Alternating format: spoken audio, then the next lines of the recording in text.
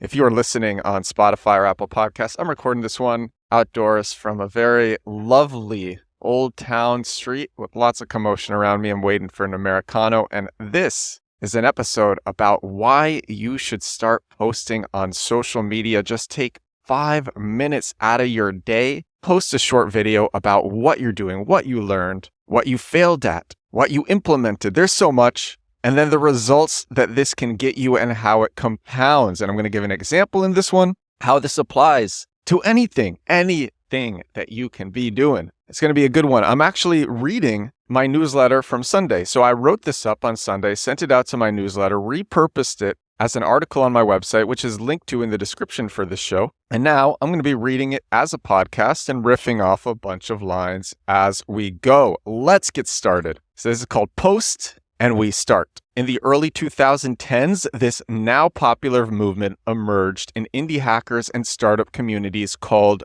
Build in Public. Whereas a lot of founders were obsessed with stealth mode because they were worried people would steal their ideas, or they felt they didn't have anything worth sharing, Build in Public encouraged sharing everything. And often this took the form of posting daily updates to Twitter. That's really where it started. It started on Twitter.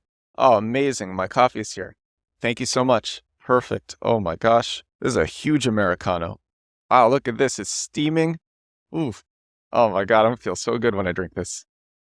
Build in Public started on Twitter in indie hacker and startup communities. But the thing is, and a lot of people don't realize this, Build in Public, it doesn't just have to apply to technology. That's where you most often see it, but I'm seeing it in tons of other niches. E-com especially. I'll talk about that in a little bit. So it doesn't just have to apply to technology. It can apply to services, businesses. It can apply to so many different things. You could be building a career, a side hustle, a freelancing business, a direct-to-consumer brand, a local business, a podcast, a creative portfolio, or even just a personal habit and still build in public. And why? Why would you want to do this? Why would you want to share everything? It's because the awareness that you get over time compounds and gives you tremendous opportunities. So the example I'm going to share is Blake Lloyd, who came onto this show last week. Blake Lloyd was on episode 631 of The Edward Show. The title of that is She Posted Every Day for 4 years. Now she runs a 7-figure brand. And the title kind of gives it away, but I got to share this story because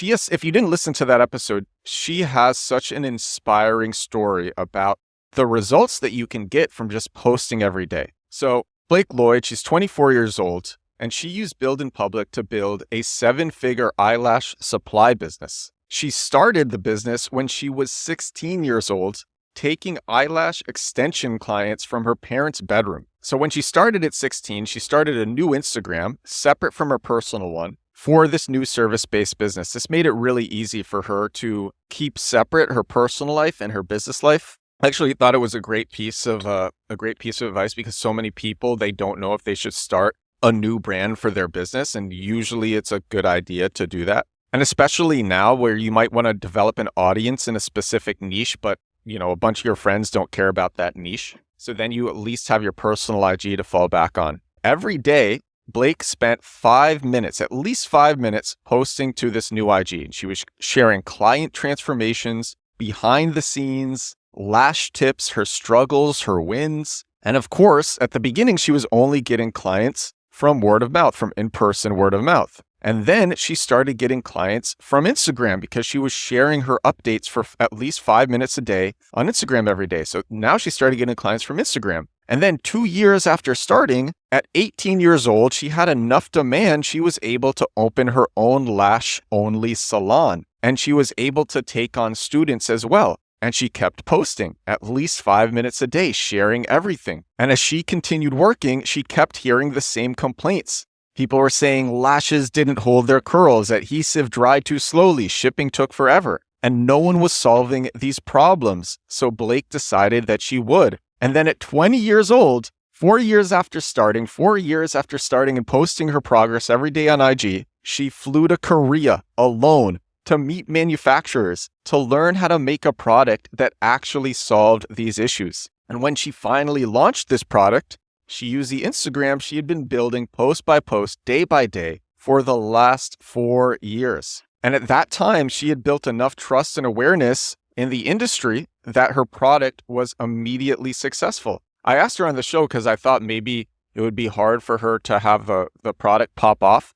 But she's like, no, it worked right away. It immediately won. And that's because she built up this brand day by day for 4 years and then listened to what people wanted. So here's how you can do this too. And yes, if you listen to yesterday's episode was why every SEO needs to start using video. And just a quick recap, video ranks on Google like you can make a video in 5 minutes and the next day it might rank number 1. You see that all the time. It'll rank, a video that you make in 5 minutes will rank above articles that people spend days or weeks making. Videos can be outsourced. You could pay someone in a place like Poland, which I used to live in, literally, and this is something that I've done and that'll continue to do, literally pay someone $300 to $500 a month to make a video a day for your brand. So you can outsource it. All you have to do is put your keyword at the beginning of your video title and at the beginning of your video description. You can combine video with bottom of funnel search engine optimization. And if you're putting up a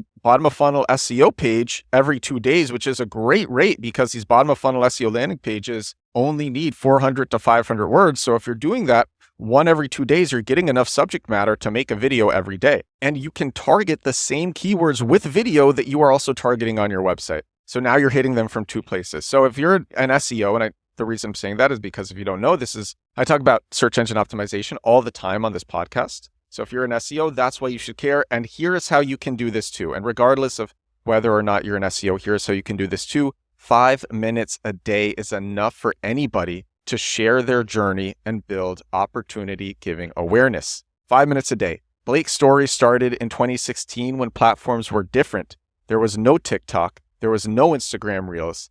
There were less automation tools. Discovery was harder. It was much harder. I remember putting up videos in 2016. You actually had to send them out to people. Now you put up a video, and if it's decent, the algorithms will push it out to the right people. So here's how to do this in 2025. And the reason that you keep doing it and that you build a brand is because when you become more recognizable, just more people will stop to watch your stuff. And it becomes easier to launch different things. Like if you're putting up a linkable asset on your website that you want to drive backlinks to, you can, instead of launching that with a press release or with Product Hunt, you can just announce it on your Instagram or TikTok. Here's how to do this in 2025. Super easy. You can either use your main Instagram or you can do what Blake did and create a new account, but create accounts on every platform. IG, TikTok, Pinterest, LinkedIn, a LinkedIn company page, a new X, a new YouTube, a Facebook page. Show your face and content. There's a study that found that photos with faces get 38% more likes and 32% more comments.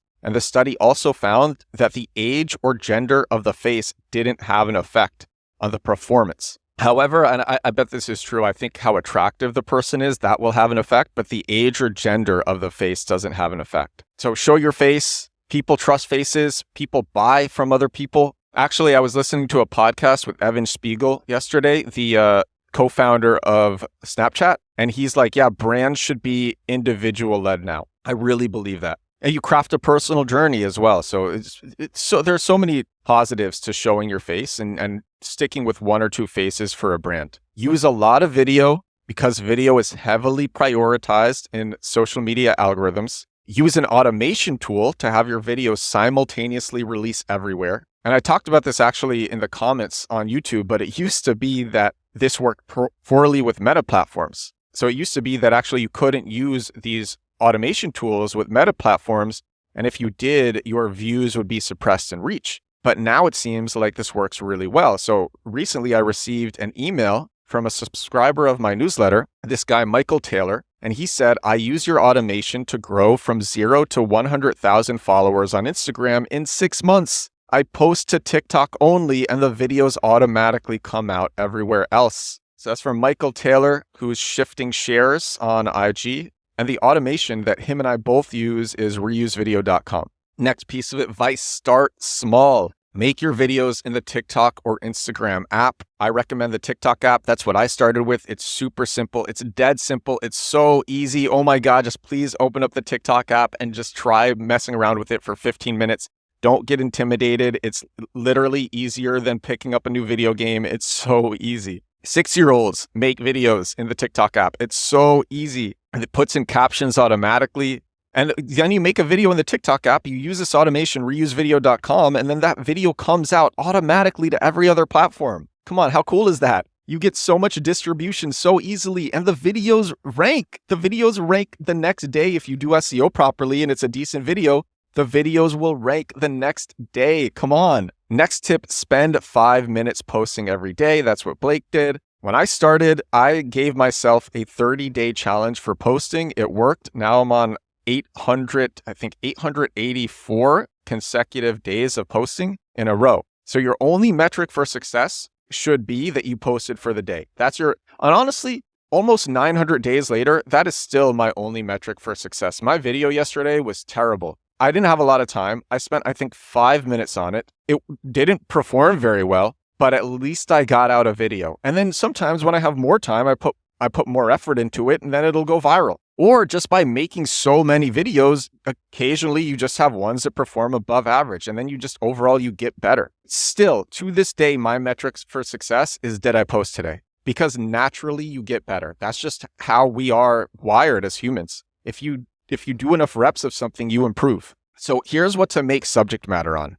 And it's literally everything. This is it. Wins, losses, learnings especially do well, behind the scenes, before and afters of your work, new ideas, what your day was like, books you're reading, podcasts you're listening to, people who inspired you, your workspace, weekly and monthly recaps, milestones, pivots, experiments, new implementations, things you're cutting, questions you're trying to figure out, customer and client testimonials. And even if your work is confidential or client sensitive, there's still a lot of those things you can still share, even if your work is confidential. And the last two things that I'll share, don't start your videos with, hey, everyone. In fact, cut all introductions. A lot of people think like they just feel awkward recording for the first time. So they say like, hey, everyone, or like they have like an introduction. Here are the top 3 ways to do so-and-so, or here are the top 3 tools. Don't do any of that. Cut that stuff. People don't like it. Like just go right into the meat right away. People want the meat right away. They don't want the introduction. So I think I made a podcast about this a few days ago, but I took a year-old video. I cut the introduction from that year-old video. The year-old video, the original, got 371 views.